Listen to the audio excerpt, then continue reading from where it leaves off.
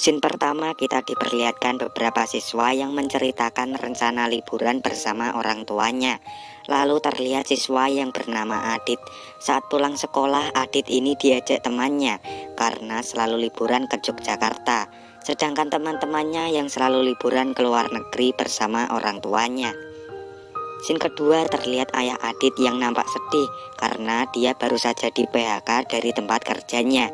Sesampainya di rumah, Adit menanyakan kepada ayahnya tentang janji ayah yang ingin mengajak liburan ke Jepang. Namun ayah Adit tidak memberitahu bahwa dia habis di PHK dari tempat kerjanya. Singkat cerita, ayahnya cuma bisa mengajak Adit ke Jogja dengan alasan kakek dan neneknya sangat rindu dengannya. Sontak mendengar perkataan ayahnya, Adit sangat sedih karena tidak bisa liburan ke luar negeri seperti janji ayah maupun teman-temannya. Singkat cerita, ayah Adit dan bunda akan segera liburan ke Yogyakarta. Bunda ternyata sedang hamil 7 bulan. Ayah Adit meminta kepada Bang Udin untuk mengawasi pekerja di rumahnya. Nah, Bang Udin ini kalau di TV semua orang memanggilnya dengan kata Bang Haji. Namun di cerita kali ini dia belum naik haji, jadi dia tidak bisa disebut dengan kata Bang Haji. Di film ini watak sang ayah adalah seorang pelupa, sampai-sampai saat mau berangkat tiketnya malah ketinggalan. Setelah menaiki kereta, Adit ingin menamai bayi yang dikandung bundanya dengan nama Adelia. Namun ayahnya telah menyiapkan nama Asih sesuai dengan pilihan kakeknya Adit. Tentu Adit kesal dengan pemilihan nama yang tidak sesuai dengan keinginannya. Di tengah perjalanan, tiba-tiba perut bunda terasa sakit seperti ingin lahiran. Saat itulah ayah Adit mencarikan biskuit yang biasa dimakan bunda. Namun tampaknya ayahnya lupa untuk memasukkan biskuit ke dalam koper mereka. Setelah sampai Cirebon, Adit segera membelikan biskuit agar tidak ketinggalan kereta. Namun karena tidak ada kembalian, penjual harus mencarikan kembalian dulu.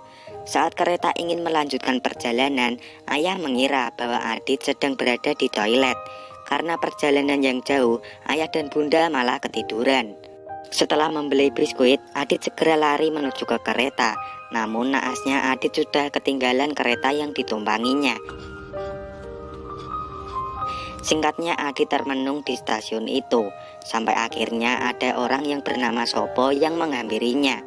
Adit akhirnya meminta Sopo untuk mengantarnya ke Jogja. Singkat cerita, ada orang yang diturunkan dari kereta karena dia tidak membeli tiket.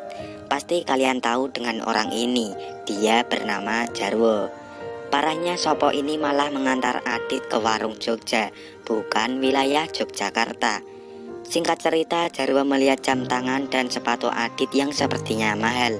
Setelah menyapa, Adit menceritakan bahwa dia ketinggalan kereta jurusan Yogyakarta. Sontak Jarwo akan mengantar Adit ke Yogyakarta. Karena Sopo juga ingin ke Keraton Yogyakarta, Sopo berniat ingin ikut dengan mereka. Saat itulah Jarwo melarang Sopo untuk ikut dengannya.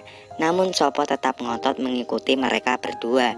Karena melihat tumpangan, Jarwo meminta untuk menumpang ke Yogyakarta. Sama teman-teman saya boleh toh? Namun orang ini ternyata orang tuli. Dia mengira bahwa Jarwo ingin menumpang ke Brebes, bukan ke Yogyakarta. Setelah menaiki mobil, mereka bertiga saling berkenalan. Jarwo sangat kaget dengan nama Sopo dari Brebes, karena Sopo itu kalau bahasa Indonesia berarti siapa. Lalu Jarwo bercerita pelan-pelan dengan Sopo bahwa Jarwo menolong Adit hanya ingin mendapatkan sebuah imbalan. Imbalan itu akan mereka bagi berdua. Karena itulah Jarwo meminta Sopo untuk memanggilnya dengan kata Bos Jarwo. Lalu di tengah perjalanan, ban mobil yang ditumpanginya malah meledak. Singkat cerita, pengemudi mobil turun lalu memberitahu bahwa mereka sudah berada di Brebes sesuai dengan kemauan Jarwo. Namun Jarwo akhirnya mengetahui bahwa orang yang dimintai tumpangan itu adalah orang tuli. Jadi ada salah paham di antara mereka berdua. Lalu karena mereka di Brebes, Jarwo menyuruh Sopo untuk beristirahat dulu di rumah simboknya. Sebelumnya Sopo menolak ajakan dari Jarwo. Namun karena Adit yang memintanya, akhirnya Sopo mau untuk kembali ke rumah simboknya dulu. Setelah bangun, Bunda kaget karena Adit yang tidak ada di tempat duduknya. Sontak ayah mencari Adit ke setiap sudut kereta, namun tidak menemukannya. Singkat cerita, perjalanan yang jauh akhirnya sampai ke rumah Simbok Sopo. Tentu Sopo kangen dengan simboknya, begitu pula dengan sebaliknya. Mereka bertiga akhirnya beristirahat maupun makan bersama. Sopo menceritakan kepada simboknya bahwa dia akan ke Yogyakarta untuk mengunjungi keraton. Menjelang malam hari, Adit sangat sedih, begitu pula dengan bundanya. Kakek Adit menyuruh ayah untuk mencari Adit ke stasiun.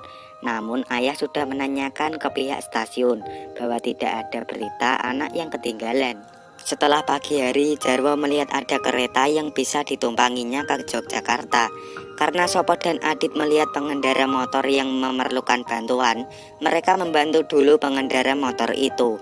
Namun karena kereta sudah berangkat, Jarwo menyalahkan Adit dan Sopo karena mereka kelamaan. Kalau kayak gini, kita nggak bakalan sampai ke Jogja. Singkat cerita, karena ada truk yang mau lewat, Jarwo nekat menghentikan truk dengan tidur di tengah jalan. Beruntungnya pengemudi truk bisa menghentikan truk yang dikemudinya. Jarwo memaksa pengemudi untuk mengantarnya ke Yogyakarta. Si pengemudi coba menjelaskan bahwa mereka sedang membawa sapi, namun Jarwo selalu memotong pembicaraan mereka. Jadi tidak mungkin Sopo dan Adit berada di belakang.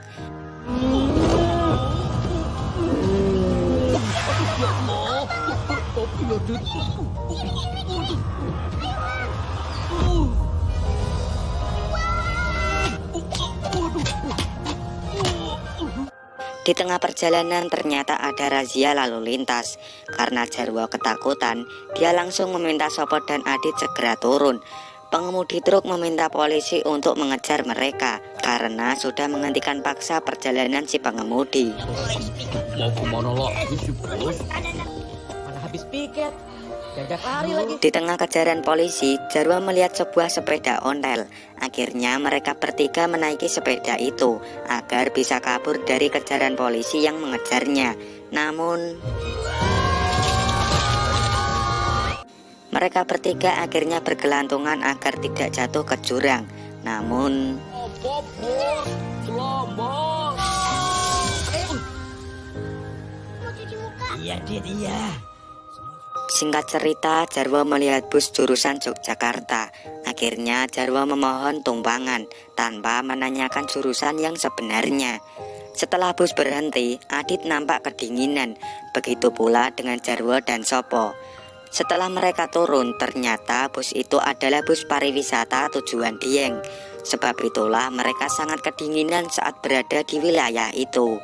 Setelah di Dieng, Sopo menyalahkan Jarwo karena sebab Jarwo, mereka bertiga bisa kesasar sampai ke Dieng. Sopo juga berdebat soal menolong Adit yang sebatas untuk mendapatkan sebuah imbalan. Karena mendengar perdebatan itu, Adit langsung meninggalkan Sopo dan Jarwo. Singkat cerita, Adit terus berjalan tanpa tahu arah kemana. Sampai akhirnya Adit masuk ke dalam kawasan yang berbahaya. Sayangnya Adit kepleset masuk ke dalam sebuah lubang.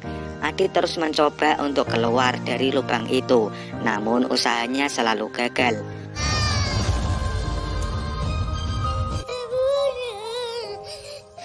Sopo dan Jarwo terus mencari Adit.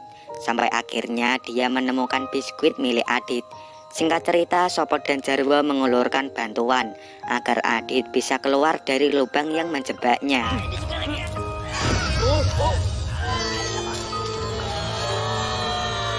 Malam hari karena tidak ada rumah sama sekali, mereka bertiga memutuskan untuk beristirahat di sebuah pondokan.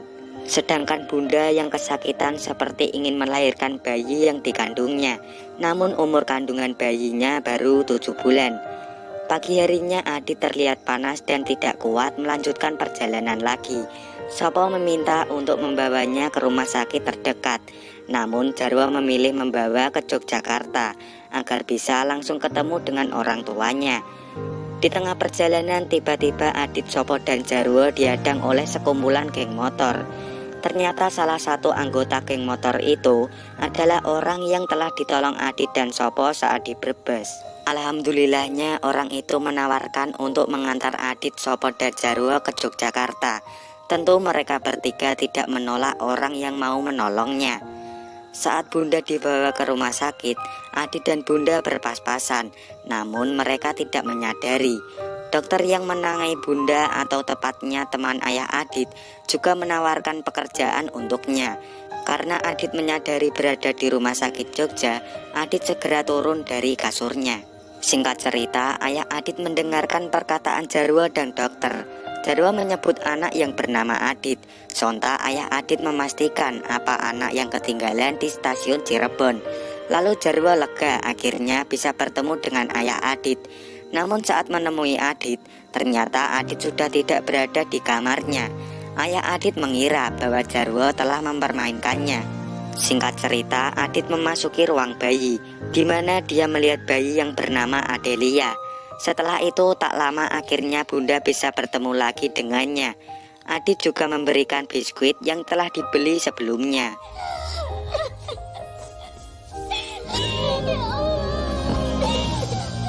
Tak lama ayah juga bisa bertemu kembali dengan Adit. Ayah Adit akhirnya menceritakan bahwa dia di-PHK dari tempat kerjanya.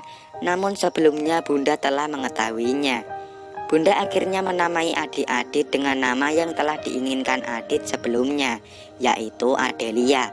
Lalu teman ayah Adit juga akan memberikan mereka tiket ke Jepang, karena ayah Adit mau untuk menerima pekerjaan darinya.